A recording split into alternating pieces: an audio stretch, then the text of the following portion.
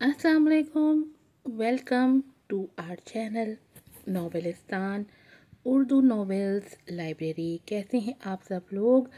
मुझे उम्मीद है कि सब लोग बिल्कुल ठीक ठाक होंगे, खैरियत से होंगे और हमारे नॉवेल्स को अच्छे से एंजॉय कर रहे होंगे, मूंगफली के साथ और गरम गरम सूप के साथ। तो चलें जल्दी से अपने सूप के प्याले वापस से थाम लेकर आ गई हूँ नई एपिसोड दहकता सहरा की। राइटर है इसकी सारा। दहकता सहरा में हमने लास्ट एपिसोड में देखा जुन्नून उसामा का माजी, और हमने ये भी देखा कि जुन्नून और उसामा इब्राहिम दोनों एक ही बंदे हैं। माजी और हाल साथ साथ चल रहा था। किस तरह से जुन्नून ने जरनीन की ज़िंदगी तबाह कर दी सिर्फ एक थप्पड़ के लिए, और फिर कैसे ये सारा सिलसिला चला। अब जुन्नून को वापस मिल गई है फ़ातिमा, जो कि असल में ज़रनीन है। अब ये सारी कहानी किस करवट बैठती है? क्या ज़रनीन माफ़ कर देगी जुन्नून उसामा को? क्या जुन्नून उसामा की एक खाली नदामत काफ़ी है ज़रनीन की बर्बाद ज़िंदगी को आबाद करने के लिए? ख़ासकर सबसे बड़ा नुकसान, ज़रनीन की वालिदा इस दुनिया से चली गई अपनी बेटी को देखे बिना। आखिर वक्त तक उनकी आंखें तरसती रहीं कि किसी कहीं से ज़रनीन आ जाए। वो कैसे आती? वो तो बेहोश पड़ी थी। तो देखते हैं आज की एपिसोड में क्या होता है और किस तरह से ज़रनीन संभालती है अपने आप को वापस से। जल्दी से जाके चैनल को सब्सक्राइब कर दें, वीडियो को लाइक कीजिएगा, शेयर कीजिएगा, अच्छे अच्छे रिव्यूज़ दीजिएगा, बेल आइकन को ज़रूर प्रेस कीजिएगा। नॉवेल है दहकता सहरा, एपिसोड नंबर है 22। राइटर है सारा। फरमान साहब की डेथ की खबर रजब पर बिजली बनकर गिरी थी। जब ही सब कुछ छोड़ छाड़ कर वो फौरन पाकिस्तान की तरफ लपका। माँ को तो बचपन में ही खो दिया था, लेकिन अब बाप को बेजान देखना उसका दिल चीर रहा था।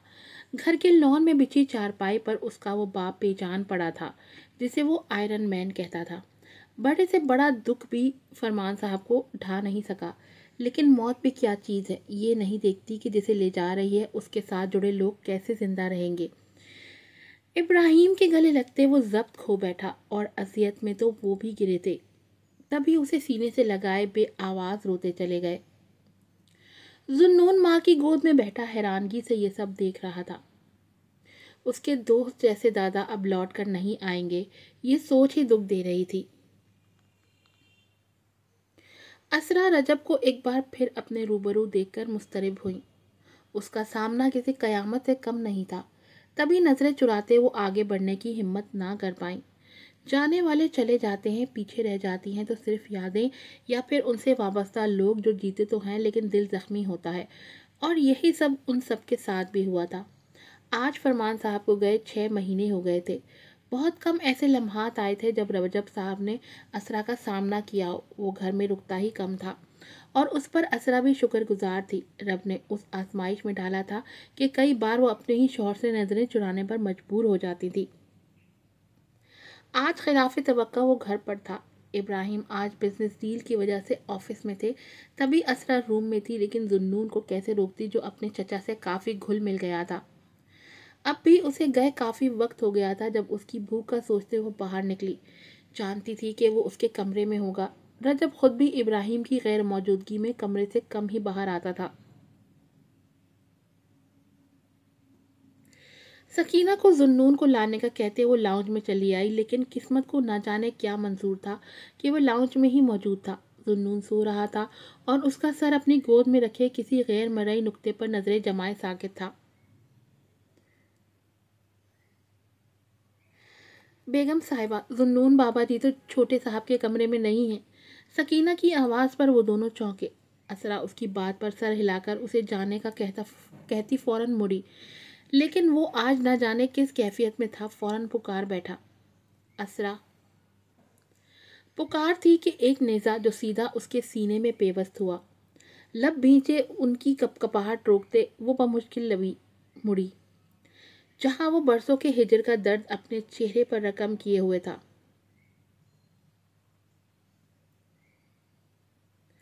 मैंने कभी नहीं सोचा था कि जिंदगी में ये मुकाम भी आएगा।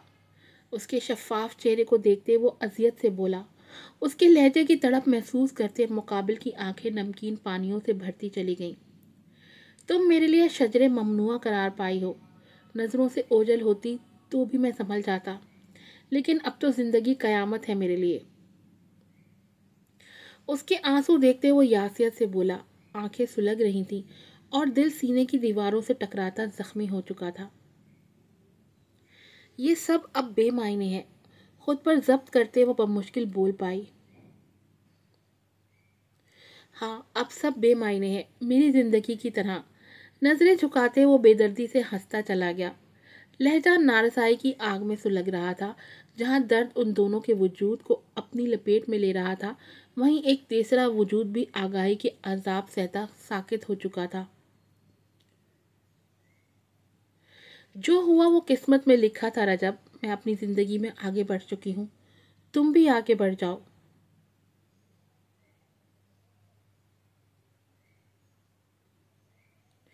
रूंधे गले समेत वो धीरे से बोलती उसका दिल बेच हजार टुकड़ों में बांट गई।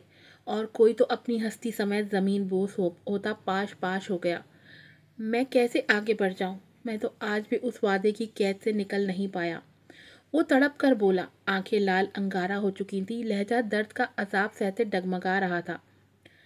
रजब, इससे पहले वो कुछ और कहता, अपनी सुन होती समातों से वो अपने आपे से बाहर होते गर्राए थे। उनकी धाड़ पर वो दोनों चौंक कर पलटे और पत्थर के हो गए। वहीं उनकी धाड़ पर जुन्नून भी झांक गया। सामने दरवाजे में इस्तादा वो सुलगती नजरों से उन दोनों को देख रहे थे।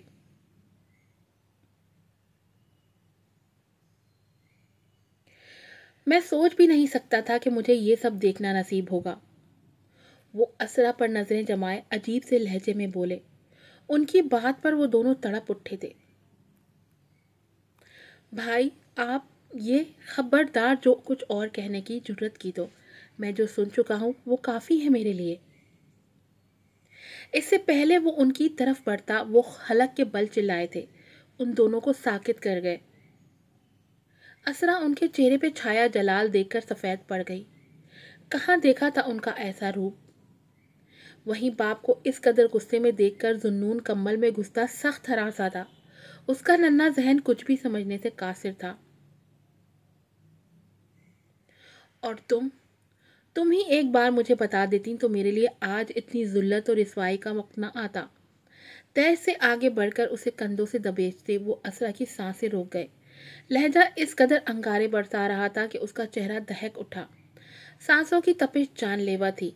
रजब उन दोनों को यूं मुकाबिल आता देख दम साध गया। जानता था उसकी जुबान से निकला एक और लफ्ज उन्हें हत्थे से उखाड़ देगा। बोलो, जवाब दो, क्यों मुझे मेरी ही नज़रों से गिरा दिया तुमने? क्या गुजर रही है मुझ पर ये सोच कर ही कि मेरी बीवी मेरे ही भाई की मोहब्बत में मुब्तला है? क्यों किया तुमने ऐसा? एक बार बता देती मैं पीछे हट जाता। वो उसके कंधों को दबोचते, उसकी आंखों में अपनी सियाह आंखें गाड़ते उसे अदालत में खड़ा कर गए थे। लहजा अजीब सी मलामत और नफरत लिए हुए था। सवाल जान निकाल रहे थे मगर जवाब देने वाली जुबान बंद थी। आंसू मुतवातर उसके गालों पर बह रहे थे और दिल सीने की दीवार तोड़कर बाहर आने के लिए मचल रहा था। इब्राहिम, इब्राहिम, प्लीज़, प्लीज़ मेरी बात। इनफ। लड़खड़ाते लहजे में वो वजाहत कर पाती कि वो उसे जोर से झटक गए। लड़खड़ा कर संभलते वो हरासा नजरों से उन्हें देखने लगी जो अजनबी बन गए थे। इब्राहिम, मेरी बात। वो हिचकियां लेती बमुश्किल बोल पाई, लेकिन वो सरस से उसकी बात काट गए। मैं तुम्हें सुनना नहीं चाहता असरा जुबैर। लहजे की कांट से बढ़कर लफ्ज़ों की बेगानगी ने उसे तोड़ दिया। वो किस बेदर्दी से उसका नाम अपने नाम से अलग कर गए थे। दिल की अजियत हद से सफा थी। लब बोलना भूल गए थे उन्हें यूं अजनबी देखकर। और तुम दुआ करना मुझे मौत आ जाए, क्योंकि इस सब के बाद मैं जीना नहीं चाहता रजब। मेरे लिए ये मर मिटने का मुकाम है कि मेरे खलवत के लम्हात में आने वाली लड़की के दिल में मेरा अपना भाई बसता है। वो उसकी भीगी आंखों में देखते अजीब से लहजे में बोलते रुके नहीं थे, बल्कि सरस से लाउंज ही नहीं घर से भी निकलते चले गए। पीछे वो उनके लहजे की तड़प और नफरत पर साकित रह गए थे। असरा बेजान होते कदमों से जमीन पर बैठती चली गई। सिर्फ एक गलती की इतनी बड़ी सजा। वहीं रजब जिंदगी के इतने बड़े बड़े धचके पर सुन रह गया था। सिर्फ एक वजूद था जिसका नन्हा जहन ये सब सुनने और समझने में मसरूफ था। अपनी माँ और चचा को घूर कर देखते वो सख्त नाला था कि उनकी वजह से उसका बाप घर से चला गया, लेकिन वो नन्हा वजूद ये नहीं जानता था कि अब वो कभी अपने बाप को नहीं देख पाएगा। और होनी को कौन टाल सकता है जो वो टालते, तभी तो वो बेबसी से उन्हें देखते रह गए जो उनसे मुंह मोड़ कर जा चुके थे। एक्सीडेंट के नतीजे में इब्राहिम अपनी जान हार गए।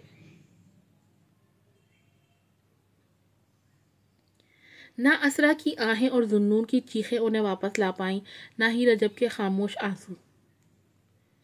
उन्हें जाना ही था, तभी तो कई लाजवाब सवाल पीछे छोड़ गए जो एक दिन ऐसा लावा बनकर बाहर निकले जिसने उन सब की जिंदगियों को तारीक कर दिया। जुन्नून का नन्हा जहन ये मान चुका था कि उसके बाप की मौत की वजह वो दोनों थे, लेकिन असरा और रजब अनजान रहे कि जुन्नून की नफरत के पीछे आखिर वजह क्या है। असरा की वालदा का इंतकाल हो चुका था और भाई भाभी उसे तब नहीं रख पाए तो अब कैसे रखते। इसलिए फरमान साहब के दोस्त और इब्राहिम के दोस्तों ने मिलकर उन्हें समझाया कि जुन्नून को बाप की ज़रूरत है और असरा को एक मजबूत सहारे की। तभी उन सब पहलुओं को मद्देनजर रखते हुए इब्राहिम की मौत के 1 साल बाद उन दोनों का निकाह कर दिया गया। इस 1 साल में जहाँ रजब और असरा की ज़िंदगी बदली, वहीं जुन्नून का बचपन उन सवालों के बोझ तले दबा तारीकियों में गुम हो गया। उस 1 साल ने उसकी ज़िंदगी में बाप की कमी और माँ के इस इक़दाम ने तोड़ फोड़ मचाते उसे एक नए जुनून में बदल दिया। दिल की उम्र से अगले 15 साल उसने नफरत की भट्टी में सिलकते गुजारे। रानिया की आमद भी उसे बदल ना सकी। असरा बेगम की लाख कोशिशों और रजब साहब की मिन्नतों ने उसे मजीद हटदरम, ज़िद्दी और बेहिस बना दिया। बचपन के वो सवाल बिना किसी जवाब के उसके जहन को एक जहरीले लावे में बदल गए। वो जुन्नून उसामा इब्राहिम से सिर्फ उसामा इब्राहिम बन गया। बाप को मनो मट्टी के बोझ तले दफन होते देख उसने ये नाम अपनी ज़िंदगी से निकाल फेंका था। जो नाम उसका बाप लेता था वही नाम वो किसी और की ज़ुबान से सुनने की हिम्मत नहीं रखता था। लेकिन आज वो अपनी नाम नेहाद अना का भरम रखते उस बुरी तरह टूटा था कि अब वापस जुड़ना नामुमकिन था। दिल लहू लहान था और अना वो उसका मुंह चढ़ा रही थी कि देख लो अपनी जिद और नफरत का अंजाम क्या हासिल हुआ। कुछ भी तो नहीं मिला, मिला तो फ़कत दुख, नारसाई और अजियत। इस नफ़रत के खेल में वो उसे ही खो बैठा था जो अव्वल रोज़ के उसके दिल में बस गई थी, जिसकी मोहब्बत उसके पूरे वजूद में पंजे गाड़ चुकी थी। अब जब उसे खुद से दूर किया तो पूरा वजूद खोखला हो चुका था, लेकिन अभी उसकी बर्बादी बाकी थी जिसने उसके वजूद को भी लहूलुहान करना था।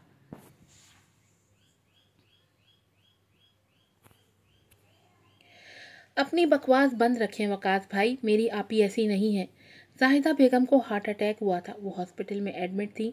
कॉरिडोर के बेंचेस पर राबिया बेगम की किसी बात पर वो जरी के किरदार की धज्जियां उड़ाता हंस रहा था, तभी अपने आपे से बाहर होती अबीहा चिल्लाई थी।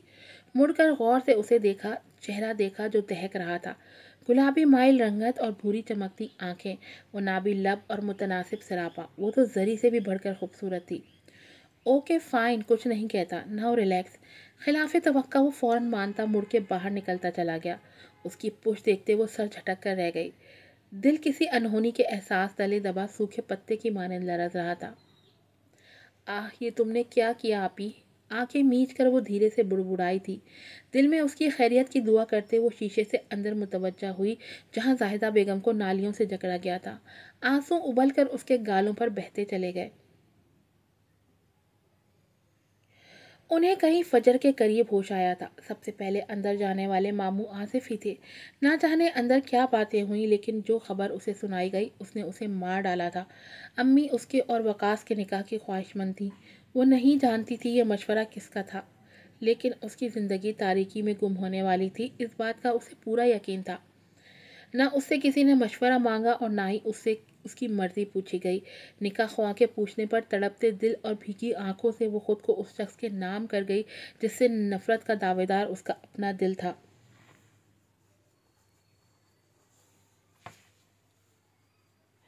वो उन्हीं सोचों में गुम थी जब साहिदा बेगम का सांस उखड़ा। वो सरस से उन पर झुकी जो गहरे सांस लेती रोती उसे देख रही थी।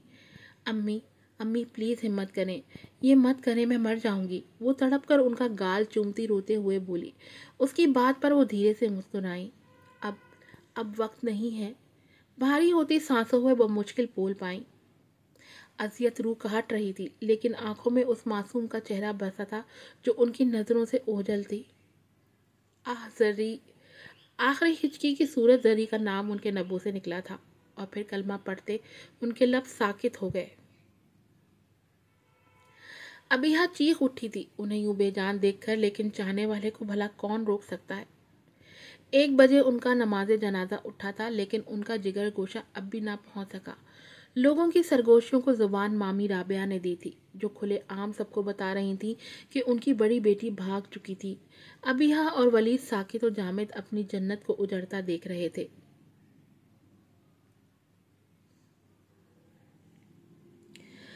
हाय साली साहिबा, कैसी हो? वो बरामदे की सीढ़ियों पर बैठी जमीन को घूर रही थी जब सामने से उभरती आवाज पर चौंकी। सामने देखा तो वो शैतान लबों पर मकरू हंसी सजाए उसे ही देख रहा था। कैसी हो? सुना है मॉम ने काफी खातिर तवाज़ा की है तुम्हारी। उसके नीलो नील चेहरे को देखकर वो तमस्खुर से बोलता हंसा था। जरी के अंदर तैश का तूफान उठा था। वो सरह से खड़ी होती खींचकर थप्पड़ उसके गाल पर मार गई। वकास को उसकी उम्मीद नहीं थी, तभी तो वो लड़खड़ाया। How dare you. जबड़े कस कर वो गर्राया था कि वो एक और थप्पड़ से उसका दूसरा गाल सुर्ख कर गई। वकास इतनी तजलील पर सुर्ख पड़ गया।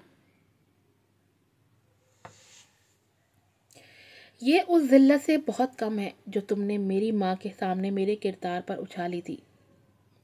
उंगली उठाकर उसके चेहरे की तरफ इशारा करते गर्राई थी। उसका ये रूप देखते वकास सुन रह गया। कहाँ देखा था उसका ऐसा आतिशफिशां जैसा रूप। मेरी बहन से दूर रहना, बहुत जल्द खुला का नोटिस तुम्हें मिल जाएगा। अब दफ़ा हो जाओ, ये जगह तुम्हारी प्रॉपर्टी में नहीं आती। खूंखार नज़रों से उसे घूरते वो उसकी औकात याद दिला गई। उसकी नोटिस वाली बात पर वकास की पेशानी पर बल पड़े। जब भी बमुश्किल खुद पर जब्त करते वो मुस्कुराया।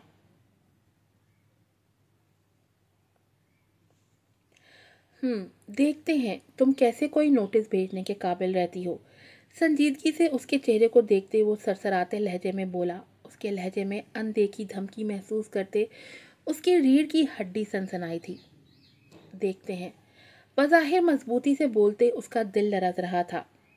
पूरी आंखों में अजीब सा हिरास उमड़ आया, जिसे देखते वो तंजिया हंसता मुड़कर निकलता चला गया। उसकी पुश्त देखते जर्री कपकपाती टांगों समेत बैठती चली गई। एक नई आजमाइश उसकी मुंतजर थी। आज की एपिसोड यहीं पर ख़त्म होती है। उम्मीद है आपको पसंद आई होगी। जुन्नून, तुमने क्या कर दिया? एक थप्पड़ के बदले के लिए तुमने जरनीन की ज़िंदगी तबाह कर दी। कैसे निकल पाएगी वो इन सारी तकलीफ़ों से? मुझे तो बोला भी नहीं जा रहा। बहुत अफसोस हुआ आज की एपिसोड। लास्ट 2-3 एपिसोड से ही बहुत रुला रही है जरनीन की हालत मुझे। फिर मिलूँगी आपसे नई एपिसोड के साथ। अस्सलाम वालेकुम।